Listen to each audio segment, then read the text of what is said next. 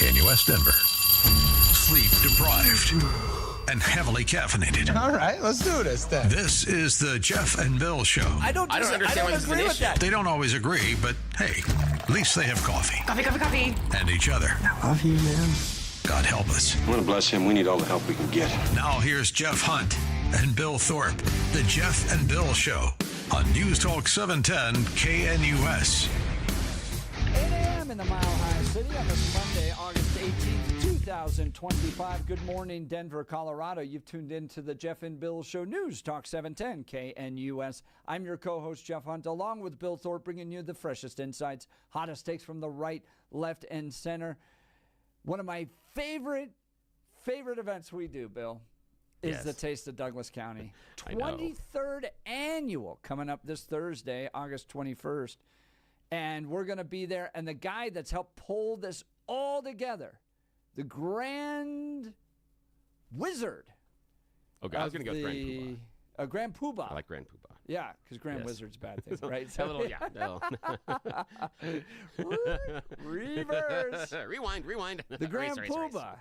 The wizard behind it all is Mike Boyle. Mike, so grateful to have you with us today. Thanks for joining us to give us a taste of Douglas County. Yeah, what are we going to do? We're coming out with you on Thursday. And thanks for the clarification. I can't spell wizard, let alone be called one. So I just want to make sure that. But you would look really good in one of those Merlin hats. You'd look really good. Yes, he would.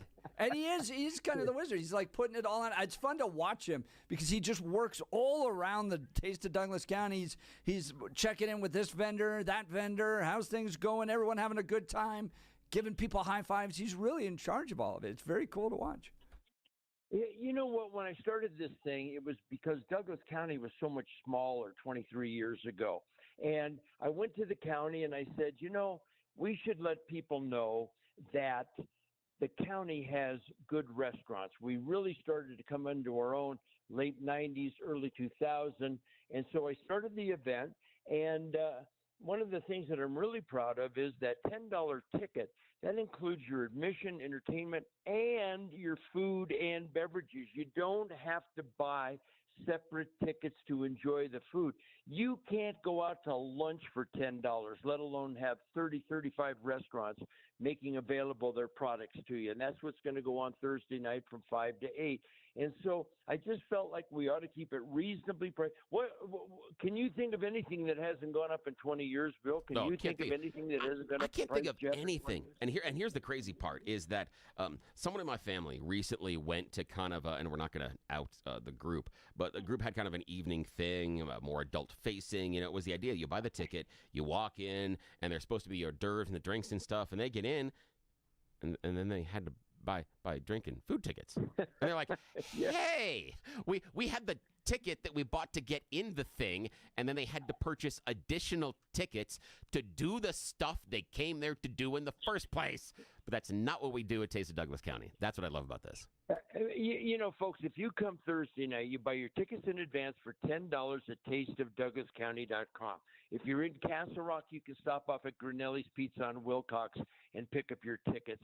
But that you don't have to bring a nickel to the Taste of Douglas County to enjoy food from the View House and from Courtyard Social, My Neighbor Felix, Old North End Italian, Dickey's Barbecue.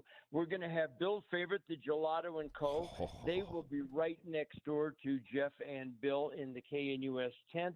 But there's just going to be a ton of food. We're going to have plenty of Pepsi products for people to enjoy. Bimbo Bakery is going to be there. Rock Yard Brewing Company. Bubbles Liquor World is going to have a wine table where people can sample wines from the Western Slope. We're going to have mead there. A lot of people aren't familiar with mead. Honeybrook Meadery will be there. So it really is just a fun, inexpensive. And, Bill, I appreciate when people go to the $50, $75, $100, $200 events, the pinky in the air. But that's not what this is. This is a casual evening out for not much money. And, for example, I just had some people move into my neighborhood. I walked down the street and I gave them, it's my event, I gave them tickets to the Taste of Douglas County. I said, you've just moved here. You have no idea what's going on in Castle Rock or Douglas County. come to this and learn what restaurants there are, and then you can decide if you want to go to them at your leisure. Holy crap. Okay, I hadn't thought about that. And that's something that we had run into with one of those like farmers markets in our area recently, where there were a couple of restaurants that were up that we didn't even know they existed. I hadn't even thought about that if you are new to the area, if you're new to Douglas County, or even just within a stone's throw away, this is a great way to get in and kind of on the ground floor, sample a lot of the restaurants, see what's out there, and discover some of that new stuff. Granelli's Pizza, oh my man, they are fantastic. Not only are they great people, but that is wonderful pizza. And that meadery, the Honeybrook Meadery. I remember spending way too much time with them last year because they kept handing me free samples, and I loved it. It's really good. It's really, really good. And Bimbo Bakery always shows up and just has the stash of everything. Now, you don't recognize Bimbo normally when you're in the stores, but you're going to recognize a lot of their cakes. We walked out of there, full loaves of bread, all sorts of cupcakes and things. And again, if you are a family, Thursday evening, who really wants to make dinner? And you don't want to really run through that fast food place. You could go to our friends and do a really good job with like Black Eyed Pea, but you could also come and hang out with us at Taste of Douglas County. It's $10 per person. The kids can run around, get whatever they want, eat to their heart's content. You and maybe the significant other can wander around, also get the food. And when the kids are starting to drive you nuts, tell them to go run around in circles in the parking lot. It's okay. So there are all sorts of things you can do here, and there's lots of fun for the kids as well. Last year they were doing all sorts of neat things as well. There were also the kids running around the floors, and it's just wonderful. It's a great community event, and more than anything else, $10 through the door. All the food and drink is free. There isn't a better deal in Denver going on this week at all. This is amazing. Do not miss the Taste of Douglas County. And if you want to get the tickets, go ahead, Mike. I'm sorry, Jeff. When people ask how this can be pulled off, well, when you go for a run, 5K, 10K to sponsor a cause, when you enter a walk, a bicycle race, that type of stuff, it's because of sponsors.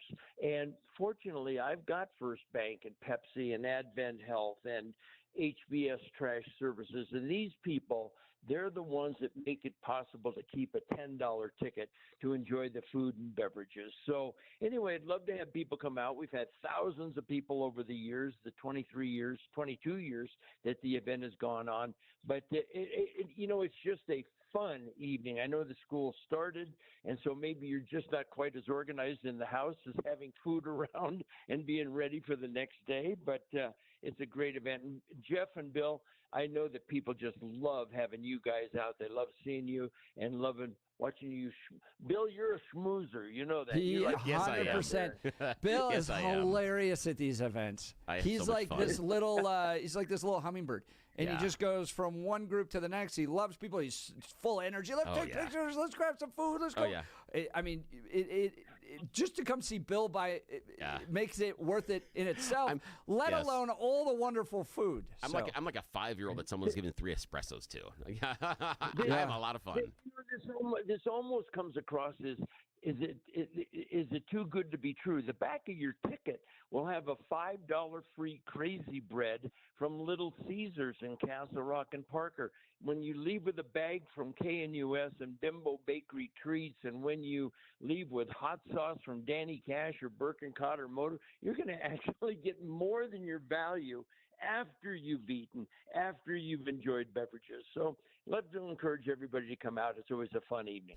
Taste of Douglas County is this Thursday, August 21st. It's the 23rd annual. Go to tasteofdouglascounty.com, tasteofdouglascounty.com, $10. Get the tickets there. Here we go. Freddy's, Castle View Cafe, Grinnell's Pizza, Bimbo Bakeries, Home Food Services, Rockyard Brewery, Playa Bowls, Little Caesars Pizza, Old North End Restaurant, Airplane Restaurant, Tailgate Tavern and Grill, Dairy Queen, Buffalo Wild Wings, Honeybrook Meadery, Crave Real Burgers, Nothing Bunt Cakes, View House Restaurant, Safeway Deli, That's a long Sportia, 303 Sports Grill. Now, I feel like if I leave anybody off, they're going to get mad. Shake Shack, Gelato and Company, Courtyard Social, Manna, Tall Tales Coffee, Danny Cash Hot Sauce, Port of Subs, A Sweet Sip, My Neighbor Felix, Pizza Hut, I Heart Mac and Cheese, and Capriati's Sandwich Shop. That's ridiculous. Take a breath, Jeff. $10. Wow, for $10. That is incredible. tasteofdouglascounty.com. God. I'm gonna. So- Okay, now here's the thing, man. Mike Boyle, and Jeff, I got a choice here. I got to realize, am I gonna bring like the big people pants, or am I bringing the I need elastic waistband pants? I got a choice I got to make here between now and Thursday. Am I going to bring the? Of course, elastic. Okay, I got to go with the. I like it. Yes, I have the support from Jeff. We're going elastic waistband. That's how we're going to roll this Joey Thursday. Tribbiani from Friends. Yes, the Thanksgiving pants. Yes.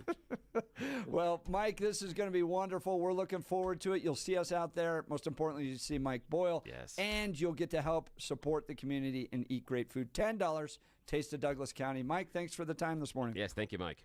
I really appreciate the time as well. Thank you, guys. All right, Thank you. now it's time for News and Comment with Blake Olson. Blake Olson. Blake Olson, News and Comment. Hey, good Monday morning. 68 and sunny in Denver. I'm hungry. I don't know why. Expecting a high of 90 today. School is in session throughout the city, so drive carefully. This portion of the news sponsored by Pastor Camp Heating and Air Conditioning at 303-777-1234 to learn more about Lennox equipment, more opportunities on Lennox equipment. Our top story. You know there is concern from the Europeans that President Zelensky is going to be bullied into signing something away. That's why you have these European leaders coming as backup tomorrow. Can you No, it isn't. That's not why reassure they're them? coming as back. That's not true. Secretary of State Marco Rubio on CBS's Face to the Nation, Ukrainian President Zelensky in D.C. this morning with a bunch of Euro leaders to talk about peace.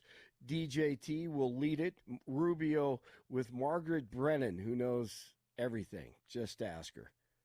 No, but that's not that's not true. They're not coming here tomorrow to keep Zelensky from being bullied. They're well, not that coming. In February fact, Oval they're Office coming meeting here in tomorrow. front of television cameras where President Zelensky Do you know how many meetings was we've had dressed since down. then? Oh, no, I know, and I was just up Yeah, in but we've had Alaska a bunch of watching the meetings one since with then. Vladimir Putin where a red carpet rolled No, out but for it the was Russian leader. It was Zelensky. We've very had more different. meetings. We've had one meeting with Putin and like a dozen meetings with Zelensky. So, but that's not true. They're not coming here tomorrow to keep Zelensky from being bullied. They're coming here tomorrow because we've been working with the Europeans. We talked to them last week. There were meetings in the UK over the previous weekend. And they said President Trump was going to demand a ceasefire. As early as Thursday. No. But you said that they're coming here tomorrow to keep Zelensky from being bullied. They're not coming here tomorrow. Oh, this is such a stupid media narrative that they're coming. Boy, isn't that the truth? They're trying to stop people from getting killed, okay? Hello. Some Republican-led states say they're stepping up to the plate and sending more National Guard troops to D.C. The governors of Ohio, South Carolina, and West Virginia are sending hundreds of soldiers to the nation's capital to assist federal law enforcement. The DOJ is pulling back on plans to take over the D.C. police force. The administration has rescinded an earlier order that named the DEA chief Terry Cole as emergency police chief. Instead, Metro Police Chief Pamela Smith will stay in charge under Mayor Bowser. Amazing how clean and safe D.C. is this morning. Denver will begin issuing layoff notices to the city government employees today.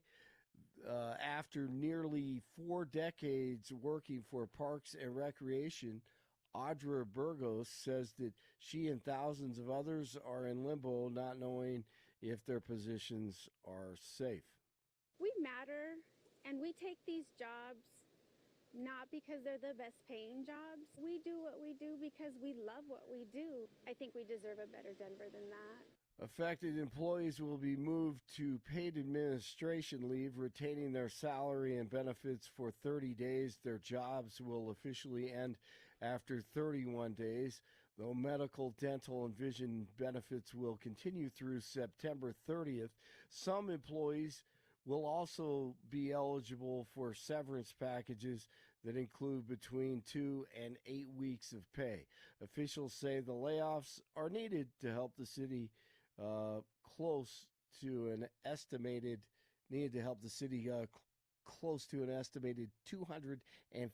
million budget deficit over the next 2 years. MSNBC or Messy NBC will soon have a new name. The cable news network will now be known as My Source for News, Opinion, and the World. MS Now. The name change will follow NBC Universal's spinning off most of its cable channels like USA, CNBC, Sci-Fi into new publicly traded company called Versant.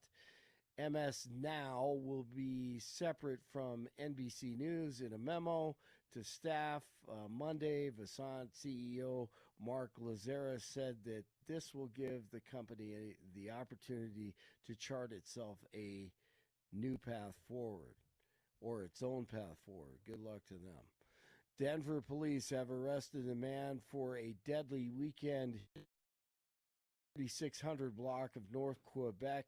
Around 11 o'clock on Saturday night, a pedestrian died from injuries. 49-year-old Calisto Ortega Uribe arrested Sunday.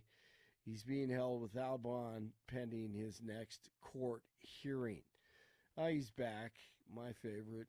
Former FBI Director James Comey, and as you heard Jeff and Billy talk about it earlier this morning, he was ridiculous on this post, talking about Taylor Swift. Here's part 3, the most cringe post ever in the history of mankind. We have our jerks, millions of them, you may have noticed. In particular, there's a stunning coarseness and ugliness in the Republican Party today. It's upsetting, but it's also a minority of America. On the whole, we aren't like that, and we don't like that. I think that's a big part of the reason so few Americans support Donald Trump when they have to see him and that up close, and why Republicans are so worried about what's coming for them next year. And to be clear, I am not an advocate for weakness. Of course we need to stand up to jerks and defend what matters. But I think we have to try to do that without becoming like them, which is what makes me think about Taylor Swift.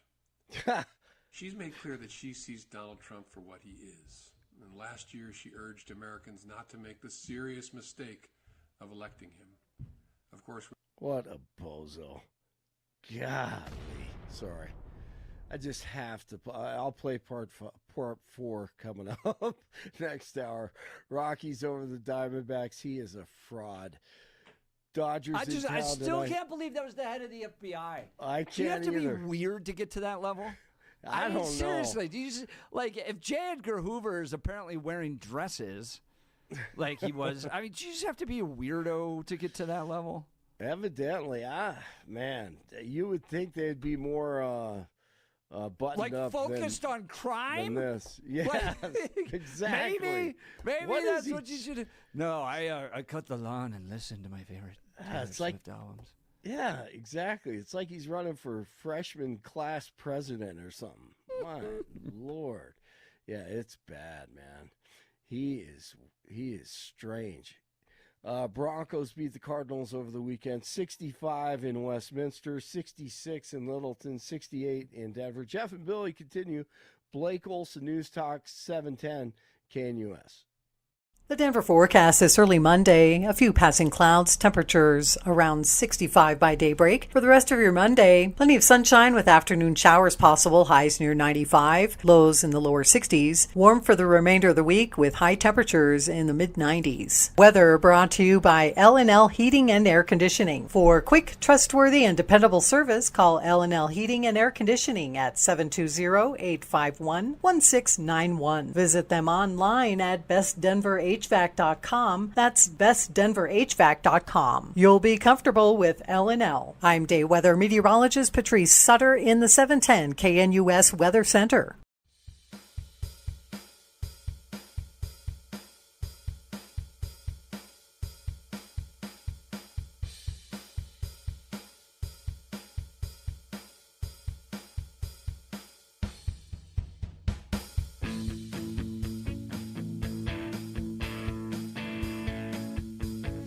All right, big day on Friday. The world watched Donald Trump sit down with Vladimir Putin in Alaska. Let me tell you, it wasn't just some ceremonial handshake photo op. For 3 hours, the two men hammered on the future of Ukraine, NATO, and world security. Now, here's what came out of it. Putin floated the so-called peace deal. Sounds good on paper, right? But his peace means Ukraine gives up huge chunks of territory. Territory they still control. In return, Russia hands back a sliver of land that it never had much claim to in the first place. It's a little bit like a burglar offering to return your toaster if you let him keep the rest of the house. Trump, for his part, didn't cave, but he didn't close the door either. He emphasized that it's ultimately Ukraine's decision while pushing forward, and this is a big one, this one gets me a little bit, a new idea, an Article 5 style security guarantee. That's the NATO principle. An attack on one is an attack on all without actually giving Ukraine NATO membership. For the first time, Putin even hinted he'd accept those guarantees. That's huge. But the fine print's still unwritten. European leaders are heading to Washington today. Zelensky's going to be there too. According to the White House, this is the largest gathering of European leaders at the White House ever. They're going to test whether these guarantees are real protection or just paper promises. Meanwhile, Russia's still demanding recognition of Crimea, no NATO membership ever, and softer sanctions. The stakes are clear. Will this be a step towards peace or just Putin testing how much he can squeeze? Trump calls it progress. Ukraine calls it unacceptable. And America's role as deal maker or deal enforcer is right at the center. So let's break it down. Who's winning, who's losing, and what does it mean for America's strength on the world stage? Bill, you watched it Friday after the show. What'd you think of it? I'm worried that Trump is allowing Putin to lead, is probably my number one reaction. What I'm worried about, again, there are a couple of things based on how this is going. If you were looking at trying to get this thing settled and you were looking out for the best interest of your ally, my guess would be, one, you would have a meeting with the ally first or try to include them in the conversation with the opponent. But we didn't do that. However, doesn't mean it's necessarily wrong. I would love to have a game plan of what do we think we want. We think they're going to come with this. What about it? But I can see the idea of going to the other person first and saying, now, this is what they want. What do you think? And having that reaction. So I can see that. What I'm really worried about is that it seems that we're trying to figure out how we can end this with Russia having the win. And that's what really, really worries me, is we seem to be trying to encourage Putin's bad behavior, or at least allow it. And again, we've talked about this over and over again, my number one problem with Barack Obama, and this will surprise a lot of people because a lot of people have a lot of other issues, is the fact that he just looked at Russia walking into Crimea and went, meh, okay, whatever. That was weakness. That was acquiescence. That was allowing the bully to get control on the playground. And to me, that was intolerable. That to me, I lay the beginning of the Russia-Ukraine conflict at the feet of Barack Obama, not at Trump, not at Biden. This started under Barack Obama because he didn't have the testicular fortitude to stand up to Vladimir Putin. And you've pointed out a number of times him making fun of Mitt Romney about, Russia's just, what are you so worried about? It's China. No. Look at what Russia's done. China's not invaded a damn person. They want Taiwan, sure. But yeah, Russia, Mitt was right. Russia is an issue, and Barack handled it poorly. And what I worry about is that we have given Vladimir Putin, given everything he wants. I mean, he's not going to take the whole country, but he's going to get pieces of it. And I'm hearing in the negotiations that one of the things he wants is a guarantee from Ukraine that they'll never join NATO. don't know why in the hell they'd ever agree to that. They should join NATO because part of the reason that they're getting invaded right now is because they're not part of NATO. If they were part of NATO, they wouldn't be invaded. That's the issue. So there's part of it. I don't know. What do you? I think this is an important distinction. Yeah. And I'd love to hear from our listeners. So feel free to give us a call. Is the end game here to win the war or end the war? Oh, that's a good question. Because that makes a big difference in your strategy, right? Yeah, I like that question. So if you're going to win the war, you must defeat Russia and go all in an effort to do so to get them to basically acquiesce and surrender. We're done. Or Russia wins the war by taking all of Ukraine, or to a point where America goes, all right, and Europe goes, you win, we'll give you what you want. Or is it end the war? And if it's end the war, are you going to have to negotiate terms that all sides don't like? And I'll tell you, the most concerning thing to me about what happened on Friday is this Article 5 security arrangement. Yeah. What way? I don't want my sons to fight in Ukraine. I am not interested in that at all. At all. After what, and could just be my generation going through Afghanistan and Iraq, I don't want them fighting in Afghanistan or in Iraq either. I'm tired of it. I am tired of us sacrificing our sons and daughters for faraway places that have no real impact on this country. Got a question for you on that one. Now, I can see that. Now, here's the idea. Now, I'm not sure if it's a fair question, but something you were saying there kind of sparked something in my mind. And so I've got kind of a question, it's just off the top of my head, that prior to the election, one of the things that we heard about was that there are no wars under Donald Trump because he's so strong, because everybody else around the world knows that if you mess around with the U.S., ooh, you're going to get it.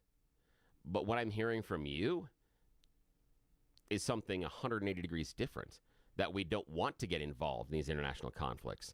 We don't want to send our troops elsewhere. We don't want to give it to someone that is stepping out of line. That's what I'm hearing. Is I heard a lot of from the group that supported MAGA and Donald Trump, it was about the strength and that we were rebuilding the American military because it had been denigrated. And now it was Pete Hegseth, they wanted warriors, the warrior culture. Grrr.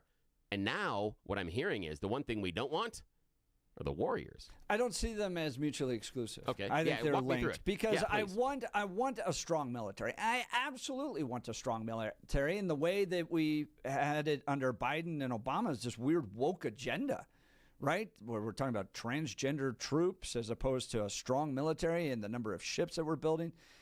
I want America to absolutely have the fiercest, most intimidating military in the entire world, 100%. I do not want that used to go fight for somebody else. I just don't get it. And after Afghanistan and Iraq, where we spent billions of dollars, not trillions of dollars, but at least billions of dollars, and sacrificed people, including friends that I grew up with, for some godforsaken piece of sand in Iraq. That makes me angry. I'm tired of it. I don't want our sons and daughters being used for other countries' agendas. But Jeff, remember that during that Iraq war, it was about the safety and the security of the U.S. Remember? We were told. I get it. I get that's why it was sold, but it wasn't at the end of the day. It was about the idea of the mushroom cloud over there and the mushroom cloud here. Right, the weapons of mass destruction. That was the argument. Right, and that's why I'm so suspicious of this. And frankly, while I'm a huge DJT fan, you know that, I'm a big man. Yeah. This Article 5 security requirement, I'm looking at that going, all right, if we ended the war, I'm torn on this. Yeah. I don't want this war to continue. It's so stupid, and it doesn't affect us. All right, but it's important, and I appreciate the president. And Marco Rubio, I watched on all the Sunday shows. He's exactly right. The president's made this. It's not a war he started. He's putting a lot of effort to trying to solve it. I appreciate that, okay, because I think there's innocent people dying in these borderlands. It's just stupid. It's just stupid. So can we figure it out, and does it require us to have to get into some Article 5-like security arrangement with Ukraine? Oh, man, I just hate being legally required to send our sons and daughters to go defend another country. Got a question on that one. I just don't like it, man. Here's the question I've got for you. We know Russia wants Ukraine, and they have said through some surrogates and also through their State Department that they have designs on other countries in Eastern Europe. Part of what Putin wants to do is reassemble as much of the USSR as he could. That's kind of a long-term goal. So we know that's kind of sitting in the background. The question I have for you is, do you think it is more or less likely for Russia to invade Ukraine a second time if they have Article 5 protection or if they don't? Where do you think that it's more likely for Russia to invade? Yeah, that's a good question. And look, Bill, Bill's manning the phone lines here. If you want to give us a call, join the conversation. 303-696-1971. 303-696-1971. I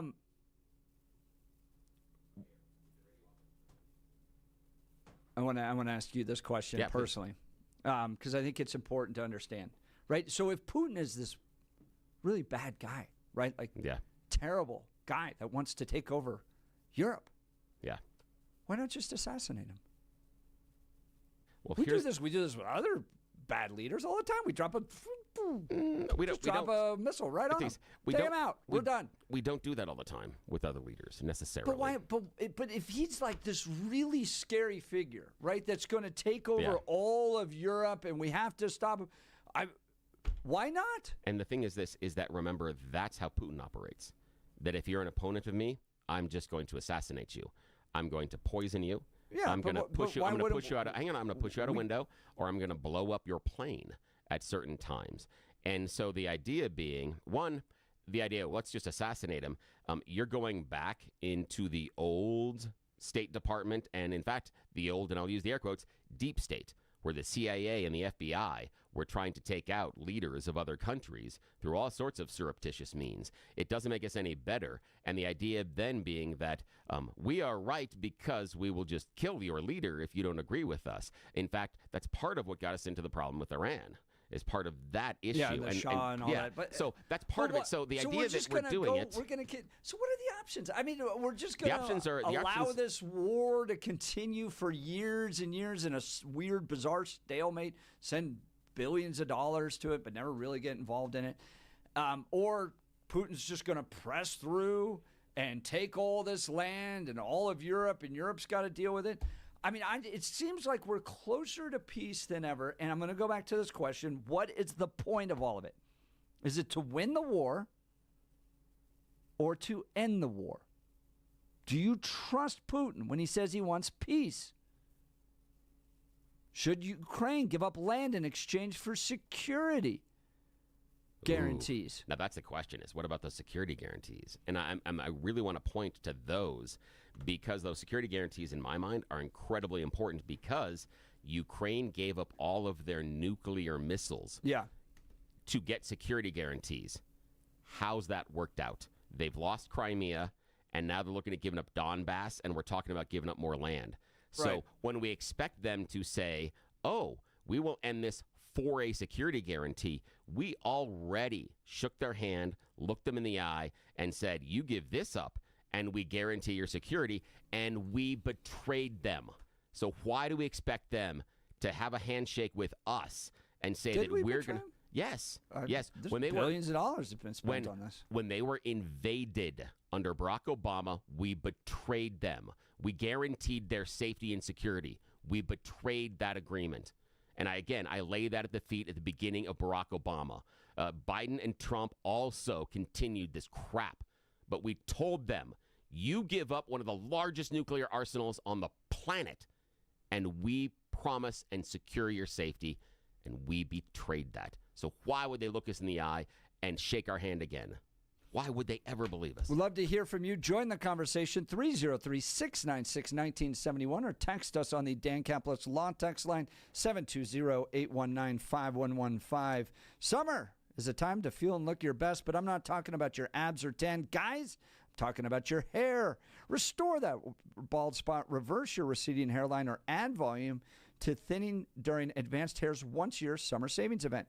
Advanced Hair's simple one-day treatment begins to regrow your own natural hair the very next day, and they guarantee your new hair will grow. There's absolutely no one I trust more than Dr. Tanya Pauls and her team at Advanced Hair. Take advantage of your flexible summer calendar and get the most hair for your dollar. Advanced Hair's summer sales event is on for a limited time, so get the details. Schedule your free consultation today. 720-459-HAIR. One-day treatment, life-changing results with Advanced Hair. Your new hair is guaranteed to grow.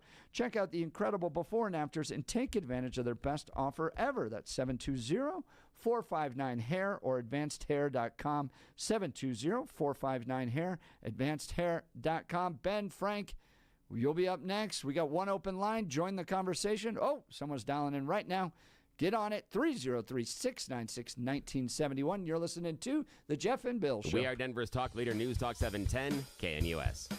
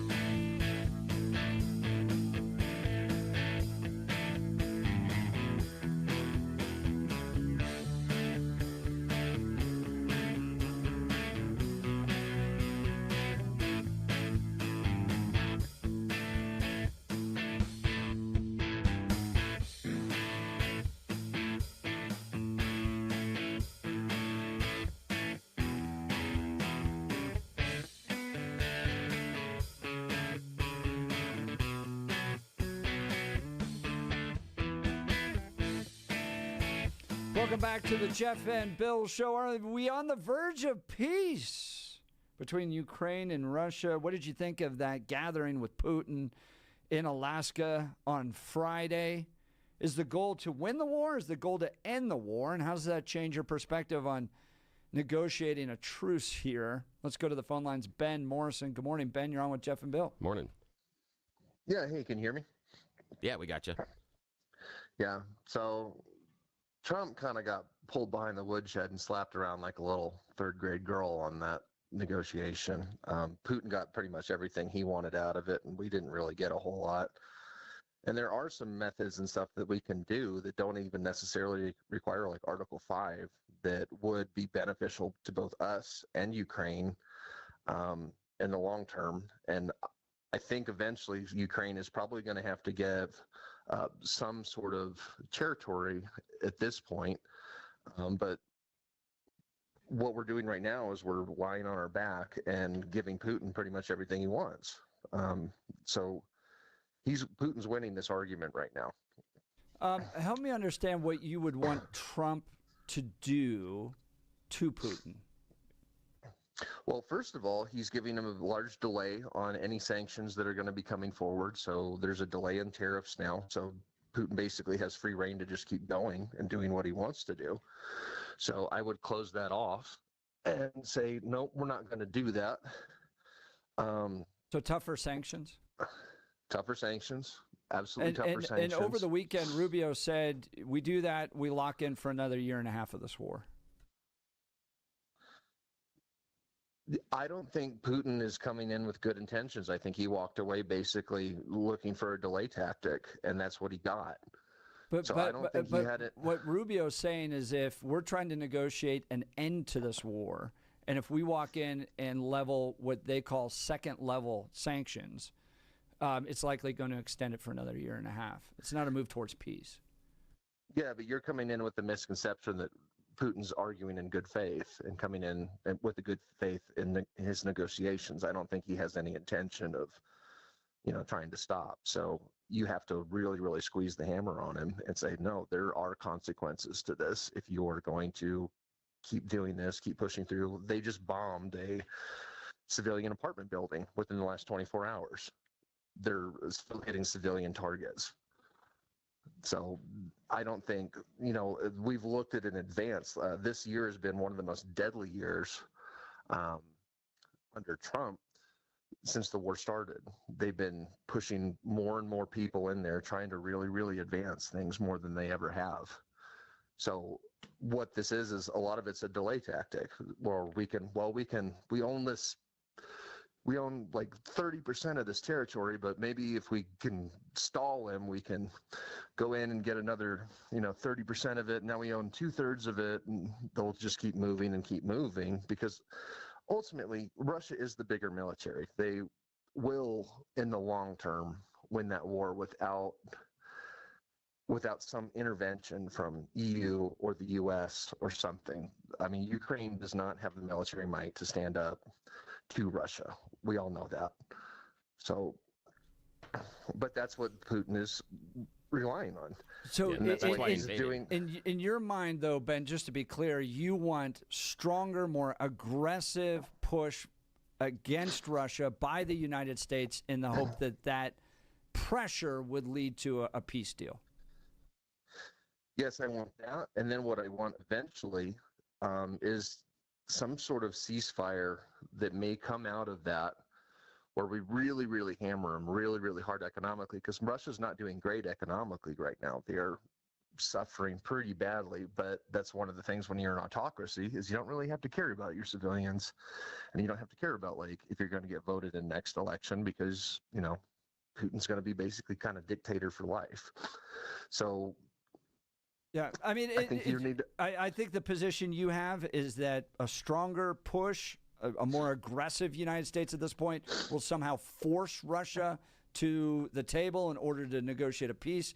Rubio over the weekend saying that would likely continue the current stalemate that we're in for another year and a half. So we'll have to see. Appreciate the call, Ben. We got a lot of calls to get to. Ben's line will be open. 303-696-1971 is the line. Let's go to Frank Denver. Good morning, Frank. You're on with Jeff and Bill. Morning. Morning, guys. Thanks for your discussion. One of the most hopeful things that I saw or revealed out of this conference to me was the 100 business persons that came on the plane with Putin, because what that to me represented was the non-totalitarian fraction of Russia that would like to do business with U.S. and the rest of the world. And I think those people, most of the Russians actually are probably pretty nice people, the ones I've met over here certainly. Obviously they're under this totalitarian rule, just like China. But I think there's hope if Putin could either be waited out or negotiated with without doing too much damage. And I think the ultimate demise of Putin is either going to be death, disability, disease, or coup. And I think if time can be bought without too much human sacrifice, and I think that's what Trump is really trying to go for. He's just disgusted with the death and destruction, and I think that's a thing that Putin is trying to leverage. But really, the Russians do have a potential part to play in this whole economic world, just as China does. I've always said that the westernization of the world is the only hope of the world, because if you got citizens or people around all over in Russia, China, Iran, carrying boom boxes and listening to Western music or Beatles music, that they're going to be less likely to wage war. I think given the choice, they would prefer to do that. So that's my 2 cents on it, and it's all kind of short-term, small-term intercessions that we must try to make without trying to provoke a big worldwide conflict. I mean, it's an important distinction. Do you want Russia to surrender, or do you want Russia to end the war? And are those different in how you approach? I definitely want them to end the war, but I think that that's all they've got right now, and I think that the showing up of these business people just showed their desire to try to want commerce with the rest of the country, because that's the ultimate survival of Russia and of all these countries, is to get along, to do what they've got is their strength. Russia has petroleum resources and other kind of rare earths and lots of other different minerals. I mean, they're already engaged in that all over Siberia and everywhere in Russia. But China has labor. So all these best things that you bring to the table for the benefit of the world are what's the best outcome for all these things. But getting our politicians to negotiate that is the hard part. Yeah, Frank, and I appreciate the phone call. I like what you're saying there. The problem that I have is that we are trusting, as Ben said last time, trusting Russia is coming to the table with genuine motivations. I understand that they brought over 450 or some odd people with the Russian contingent, hundreds and hundreds of journalists. Do we really believe that all of them were journalists, given the past history of Russia? Do we believe that all of those business people that Frank had talked about coming over with Vladimir Putin were really interested in making investments and doing business with the U.S.? Or was it Vladimir Putin and his thugs saying, yeah, I got your granddaughter. You don't come with me. You don't put on a good face with the Americans. She's dead. And then we'll work our way up the family. I mean, at what point's the motivation? Because you know that he has absolute control inside of that country, and yet we still are assuming he's coming to the table with genuine concerns and genuine wishes towards peace. He wants the whole country. We know that. And playing around and thinking that anything else is a folly. And it means that he already has the advantage. If we don't understand his end result and goal is to have most of the rest of the Eastern Europe, then we're missing the point, and he is going to fleece us every time we sit at the table. We're talking Trump, we're talking Putin, we're talking Europe as European leaders gather in Washington, D.C. today. Do you think Trump is playing this right? Tough negotiator? or too close to Putin? Give us a call, 303-696-1971. Text us at 720-819-5115. You're listening to The Jeff and Bill Show. This is Denver's Talk Leader News Talk 710 KNUS.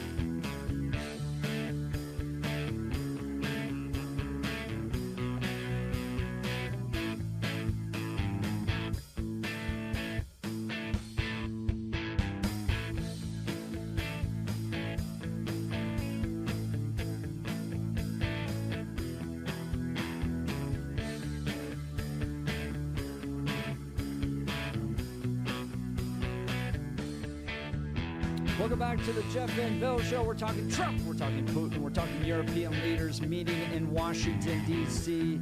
today. And in fact, I've got this good from the White House. 12 p.m., European leaders arriving at the White House. 1 o'clock, the president greets President of Ukraine. This is all Eastern time, so subtract 2 hours. They're going to have a bilateral meeting. He's going to greet European leaders. They're going to participate in a photo op, and they're going to discuss in a multilateral meeting all afternoon. I mean, this is a full day for President Trump trying to get peace done. What do you think? Let's go to Aaron, Denver. Good morning, Aaron. You're on with Jeff and Bill. Morning. Well, I had to agree with Bill, because the thing is, though, Putin looks at NATO just a bunch of suckers, really. And the thing is, it's not about winning the war. It's just ending it. because the thing is, though, Putin, being the even though he is truly a war criminal. He's a scumbag. But the thing is, though, Trump said it to Lewinsky when they had the meeting in the White House. Russia holds all the cards. They always had they always held the cards. They had the bigger military. They're getting help from North Korea. North Korea is sending troops to help them fight against Ukraine. So the key. Trump is trying to, as diplomacy, aka talking.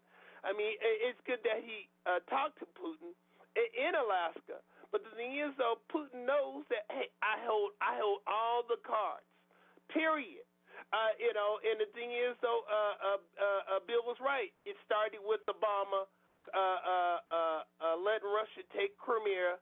And the thing is, though, history, in Jeff, I'm sure you're a student of history. History always finds a way to repeat itself. Aaron, it sure does seem to repeat appreciate itself, it. man. Thanks for calling, man. Thanks for the call. Aaron's line will be open. We'll continue. You're listening to Jeff and Bill. 710 KNUS.